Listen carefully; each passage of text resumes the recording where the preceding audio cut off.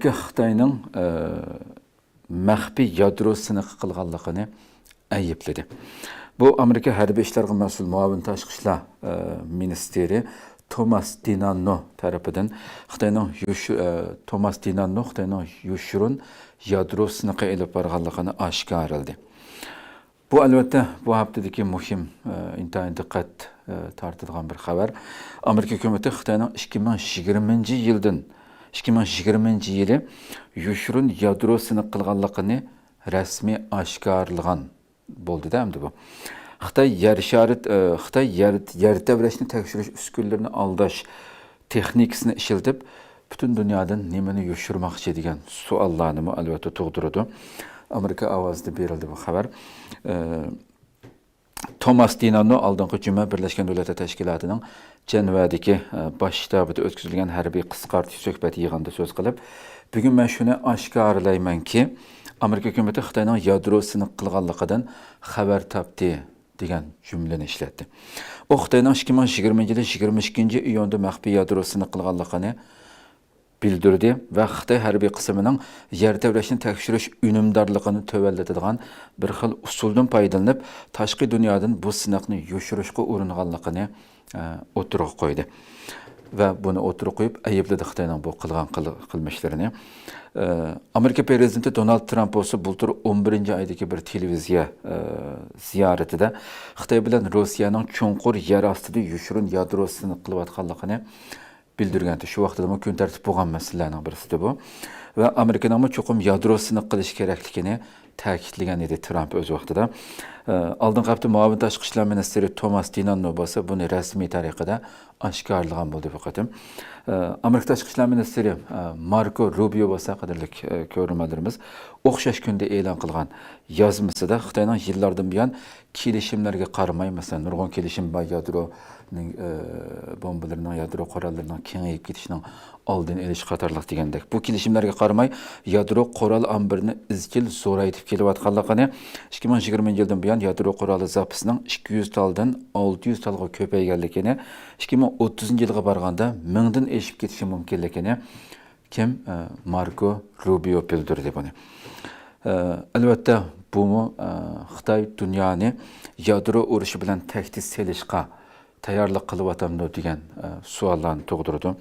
Shundaqla Amerika amaldorlari bayonlarida Xitoyning qaysi joyda yadro sınıqı qilganligini aniq tilga olmagan bo'lsa-mu, hammamizga ma'lum bo'lgandek, Xitoyning Sharq Turkistonda bo'libmi shu Lopnor da ilgirki yillarda qanchalagan qatim bu yadro sınıqı qilganligi nurg'un dokumentlarda e'lon qilingan masala bo'lganligi, bizning vatanimizni yadro sınıqı qildigan bir joyga aylantirib, nurg'un u yerda xalqimizning har xil kasallik, o'lib ketish, hech ko'rilib boqmagan burun ashunday kasalliklarning paydo bo'lishining sabablarining hammasini nurg'un shohidlarningki guvohligi bilan ilgirki yillarda o'tirib qo'yilayotgan bir masala bo'lganligi uchun bu qatimmi bu masala o'tirib qo'yilganda bu yangi maxfiy sınaq Uyg'ur xalqining salomatligi va zamini uchun yana qandaq bir yoshurun qirg'inchilikni elib keladi degandek savollarni albatta tug'dirgan bir masala.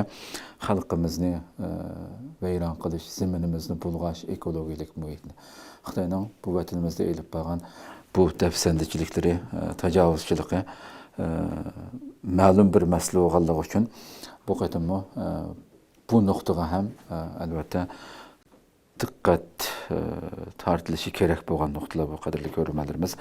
Donald Trumpning ya'ni Amerikaningki shu Amerikani yadro sınıqı qilish kerak degan chaqiriqlarga qarasak, dunyoning yangi bir yadro qurollanish musobaqasiga, baygisiga kirayotganligidek bir amaliyotni shu yaqinqi yillardan buyon aniq ko'rib turyapmiz.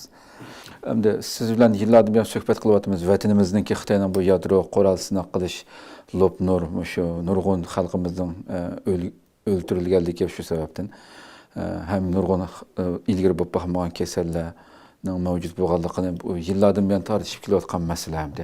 Bu qatim hamda 2020 yilida qildi yoshurun deb bu o'tirg'i qo'yildi. Sizning bu vaqtdagi fikringizni bu xabar haqida. Xitoy 1996 yılgacha sınaqni ilib borgan. Bazılarını şu yer astıda, bazıları yer üstüde ilip bağlan. Malum bir tecrübeye sahip oldu ve sanını bilmeymem. Hele bir sanıgıcı bu atom bombasını işlep çıkardı hem de. Hidrojen bombamı var. Xoş. 1996'dan keyin xalqaraga söz berip bu sınaqni to'xtatgan. Fakat yakınki yılda bu ahvallar o'zgaryotdi. Bo'libmi 2016'dan keyin Xi Jinping şu G'arb bilan munosabati jiriklashgandan keyin, ondan keyin Amerika bilan munosabati jiriklashgandan keyin Xitoyda bir tushuncha paydo bo'ldi. Ya'ni yuksalgan bir Xitoy G'arb davlatlar bu jidalning mevcut bo'lganligini, jidalni hal qilishning qiyin bo'lganligini hammamiz bilamiz. Jidalninki eng oxirida hal qilish uslubi jangdir. Shuningga Xitoy o'zininki shu qurollarni ishlab chiqarishni, mayli aeroplan bo'lsin, mayli raketa bo'lsin, kiyim, urush kiyimlari, parxodlari bo'lsin va Ukraynadan, Rusiyadan, UAB'dan olgan şu kural teknoloji bile o'zininki qurollarni yuksaltishga tirishdi. Xi Jinping ma ochiq aniq dedi, jang qila oladigan va jangni uta oladigan va dunyoninki birinchi navbatdagi harbiyni yetishtirmek lazım deb o buyruqlarni tushirgan. Shuningga harbiy sahasında Xi Jinping o'zi harbiy bo'lmasimi to'la aralashib, to'la o'zgartib kelgan. Onun sebebi şu kelgusunda bu jidallar hal bo'lmay, misal diplomasi jihatdan hal bo'lmadi, dialog yo'li bilan hal bo'lmadi. Oxirida yana shu jang bilan hal bo'ladi deb. Shuningga Xitoy o'zininki qurollarni yanglashda va kuchlantirishda tirishib kelyotdi. Shuningga o'xshash hamda atom bomba, hidrojen bomba degandek, unda bombalarninki nötron bombanınki qo'lida bunda bir bombalar bo'lib qolsa, u vaqtida undan taqabul tura oladiganga ishongashga mencha bu maxfiy sinoqlarni ilib kelyotdi deb o'ylayman. Bunun sonini ko'paytgan sari Amerika ya da Rusya ya da başka devletlerge taqabul tura oladi. Xitoy buni yushirishning sebebi hamda o'zi so'z berib, yana yushirim buni ishlab chiqarishni tezlashtirgan meselesini hamda yushamoqchi. Hamda ikkinchisi Xitoyninki shu atom bombaning soni nayda az bo'lg'ashqa, unda mingdan ko'p bo'lgan Amerika, Rusya o ikisi müzakere qilsin, o ikisi kelishib bir-birini cheklasin, bizni cheklamasin degan bir niyat mi bor. Undan boshqa Xitoy agarda atom bombani ishlab chiqadi deb shu gaplar o'ttirg'i chiqsa, misolga Xitoydan ansirayotgan davlatlar Japoniya, Janubiy Koreya, Tayvan, Filippin degandek davlatlarmi shu atom bomba ishlashni talab qilishi mumkin. Hazırdan başlap Janubiy Koreya Amerika'nın şu atom bomba kurallarını Janubiy Kore'ye yerleştirişe başladı. Japonya'nın kimi bazı hükümet emeldarlar bizim atom bomba işlep çıkaraylı bunun kararını alaylı dedi ama tenkitke çıkışrap gitti. Tayvan 1968'de şu atom bomba işlep çıkaralaydıgan güçke ega. Hazır mı şu ham maddeleri, malzemeleri mi bağımdı?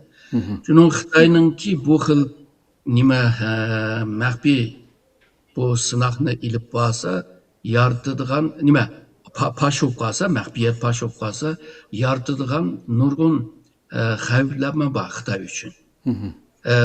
Ma'lumki xaritaga qaraydigan bo'lsak, osmondan yerga mundaq bir qaraylik. Xitoyning atrofida şu atom ve atom güçge, atom bomba ve atom güçge ega bo'lgan davlatlar yamanchiq. Yani Xitoy şu atom ve atom qurollarga ega bo'lgan davlatning arasında o'ttirisida turib qolgan gap hozir.